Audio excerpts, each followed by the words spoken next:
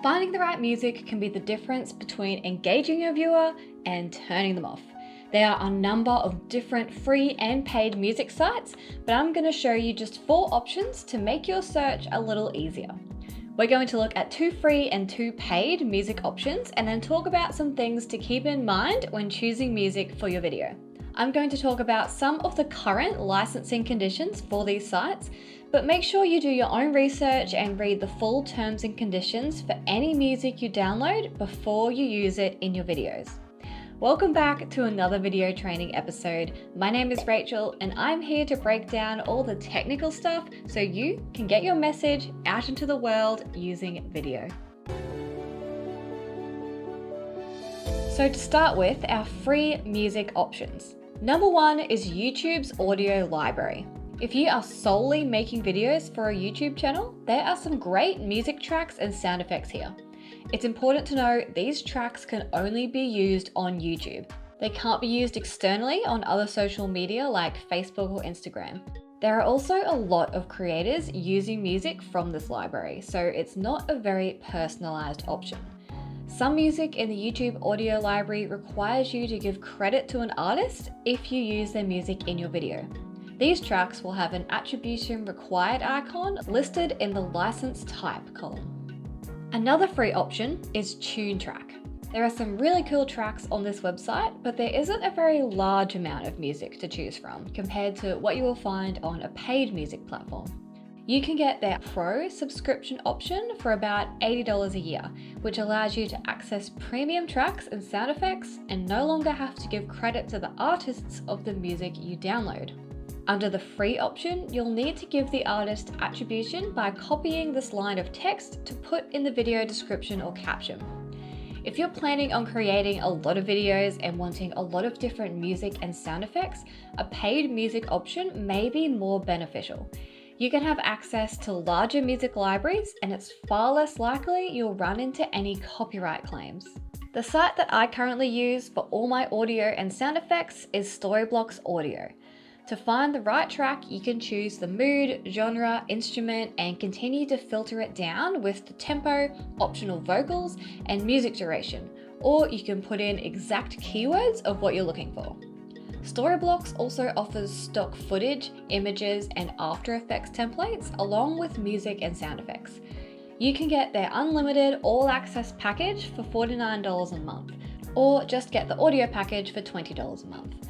They also have annual payment plans available that are slightly cheaper. Another popular site for great stock music is Epidemic. They have quite descriptive filters to help narrow down your search, and there are thousands of tracks to choose from across this platform. There is also a great feature to find similar if you found a piece of music you like and want more in that style. You can even break down the track and make it more personalized by using the Music Stems feature. This means you can take individual pieces from a track, so if you just want a killer bass or a drum beat underneath your video, you can cut and mix to your heart's content. Epidemic Sound offers a free 30-day trial so you can see if it's right for you before you jump onto a subscription. There are 3 tiers of subscriptions based on what kind of content you're creating and for what purpose. Some tips for choosing the right music. What is the mood of your video? And what do you want your viewer to feel? Think about watching your favorite TV show and the suspense is building because something really intense is about to happen. But what if there was no music? It's actually just 2 characters standing in a scene having a conversation, totally unaware that someone is about to jump out from behind the door.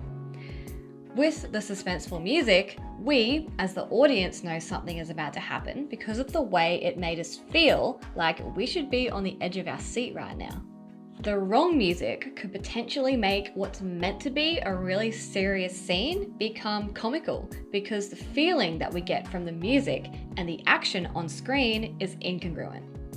For videos like this, where I'm mainly just talking to you, except for the parts where I'm demonstrating how dramatic music can be, you probably want something mellow and low underneath the volume of your voice, so it's not too distracting, but it just helps to keep the flow of the video moving. You may not even notice the background music in a lot of videos you watch online because it's designed to be a very subtle driver. If you're not sure what music you should use for your video, go and watch some videos by other people in your industry and pay really close attention to what background music they're using and what you like or dislike about it. Sometimes I'll download a handful of tracks that I think might be the right fit and try each of them in the video to see which one feels right. The right music can help you move mountains or have your video come crumbling down. You can check out all those music sites down below in the description.